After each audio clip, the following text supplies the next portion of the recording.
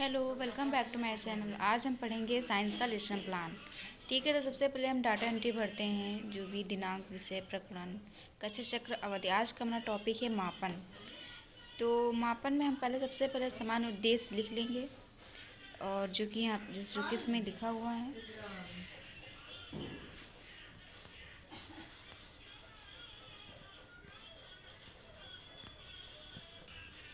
समान उद्देश्य लिखने के बाद हम विशिष्ट उद्देश्य की ओर चलते हैं। तो हम फिर सेकेंड पेज पर हम विशिष्ट उद्देश्य लिखेंगे। तो सबसे पहले जो 3 टॉपिक हमारे हैं, ज्ञानात्मक, बोधात्मक और अनुप्रयोगात्मक।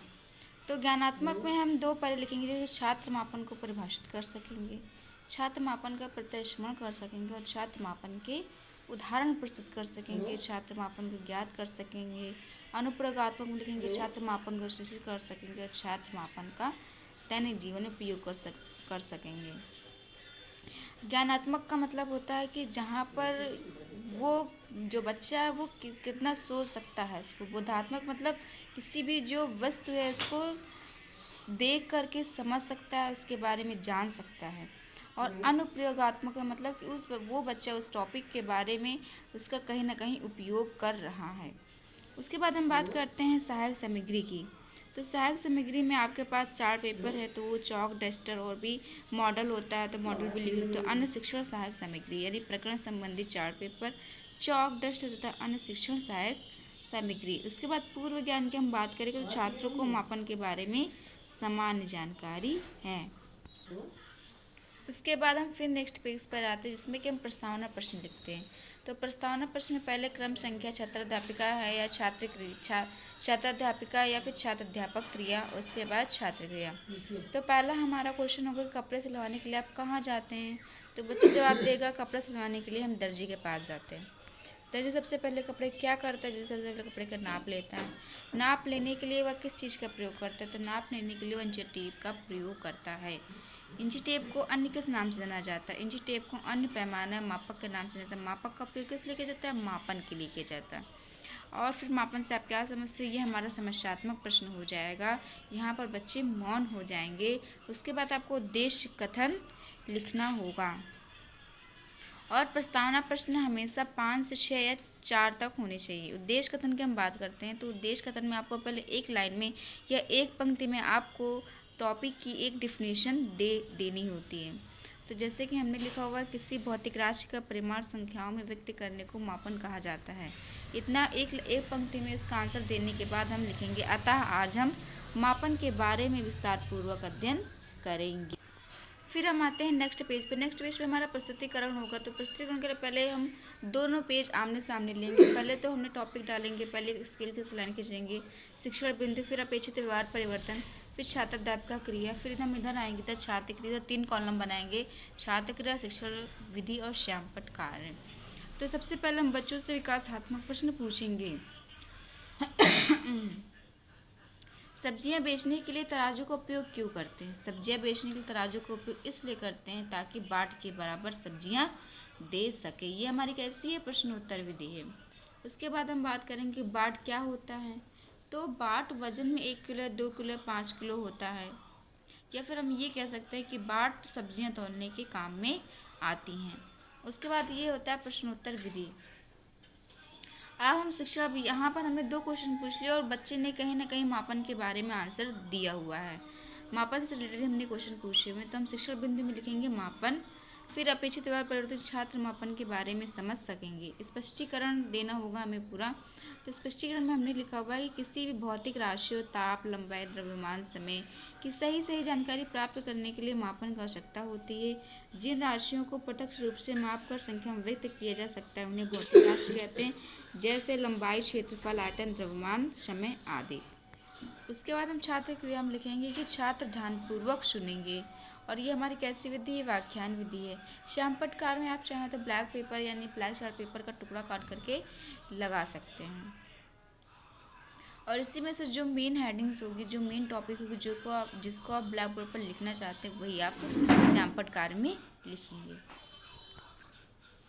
फिर हमारा आता है दूसरा टॉपिक, दूसरा शिक्षण बिंदु। तो दूसरे शिक्षण बिंदु में हमने क्वेश्चन पूछा, आपके घर से विद्यालय कितने दूर है? तो हमारे घर से विद्यालय 3 किलोमीटर दूर है। किलोमीटर क्या होता है? किलोमीटर दूरी का मात्रक है। ये हमारा कैसी विधि है? प्रश्न उत्तर विधि है। उसके बाद ये हमारा कहीं ना कहीं इसमें भी शिक्षण बिंदु निकल के आया, तो हम भौतिक राशियों के मात्रक की हम बात करेंगे, शिक्षण बिंदु में लिखेंगे और लिखेंगे कि अपेक्षित बार परिवर्तन में कि छात्र भौतिक राशियों के मात्रक के बारे में समझ सकेंगे।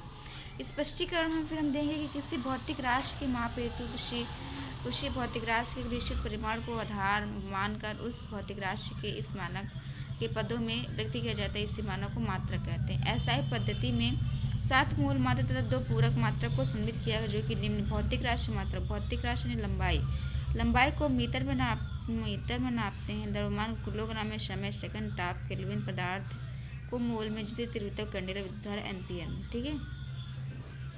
और हम छात्र क्रिया हम लिखेंगे कि छात्र ध्यानपूर्वक सुनेंगे हमारी कैसी विधि, व्याख्यान विधि। और श्यामपट्ट कार्य में हम जो भी इसका मेन टॉपिक यहाँ पर भौतिक राशि मात्रक मेन है, तो हमने वो लिख दिया। आप चाहे तो ब्लैक पेपर पर भी लिख सकते हैं। बुखार को मापने के लिए किसका उपयोग किया जाता है? तो छात्र बोलेंगे बुखार को मापने के लिए थर्मामीटर का उपयोग किया जाता है। थर्मामीटर से बुखार कैसे पता चलता है? थर्मामीटर से बुखार तापमान के द्वारा पता चलता है। प्रश्नोत्तर विधि दोनों हमारे हैं।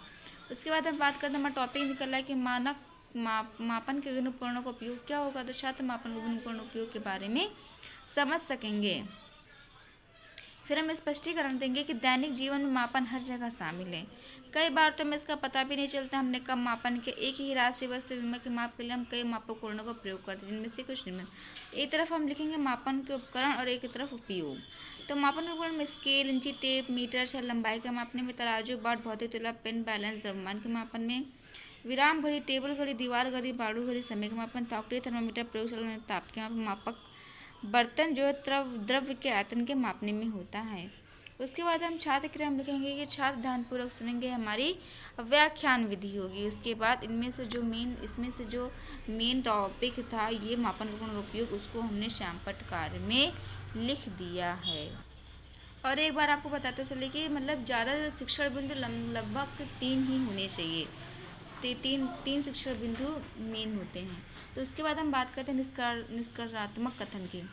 तो इस प्रकार आज हमने मापन के बारे में विस्तार पूर्वक अध्ययन किया। यहाँ तक कि जो प्रकरण होता है उस पर आप चाहें तो अंडरलाइन कर सकते हैं। उसके बाद हम लिखते हैं श्यामपट्ट कार्य में। श्यामपट्ट कार्य में जो हमने डाटा एंट्री पढ़ते पहले वो लिखेंगे। उसके बाद जो भी मेन टॉपिक होगा उसको आपको लिख देना, जैसे कि हमने लिखा हुआ है। आप चाहें तो उसको डेकोरेट कर सकते हैं अपने साथ। उसके बाद हम नीचे लिखेंगे निरीक्षण कार्य। तो निरीक्षण कार्य में लिखना है कि छात्र अध्यापिका द्वारा छात्रों को श्यामपट्ट पर दिए गए कार्य को उत्तर पुस्तिका में लिखने का निर्देश देंगी और स्वयं कक्षा का निरीक्षण करेंगी। उसके बाद हमारा आता है पुनरावृत्ति प्रश्न। पुनरावृत्ति प्रश्न हमने बहुवैकल्पिक प्रश्न पूछे हैं, तो बच्चे जवाब दे देगा। लंबाई का मानक मात्रक क्या होता है? तो क्या होता है? मीटर होता है। तो हम 4 ऑप्शन देंगे तो बच्चा मीटर पर टिक करेगा। उसके बाद द्रव्यमान का मानक मात्रक क्या होता है? उसके बाद सही व गलत चिन्ह लगाइए। विराम घड़ी को उपयोग विद्यालय में समय भेजने के लिए किया जाता है। समय का मात्रक एम्पियर होता है। केल्विन को कैसे गृह कार्य फिर हम देंगे। गृह कार्य में आप क्वेश्चन पूछ सकते हैं। तो गृह कार्य में क्वेश्चन पूछना, पहला मापन किससे कहते हैं? एसआई पद्धति में 7 मूल मात्रकों के नाम बताइए। तो that's end lesson plan of measurement. तो thanks to see my video. Thanks.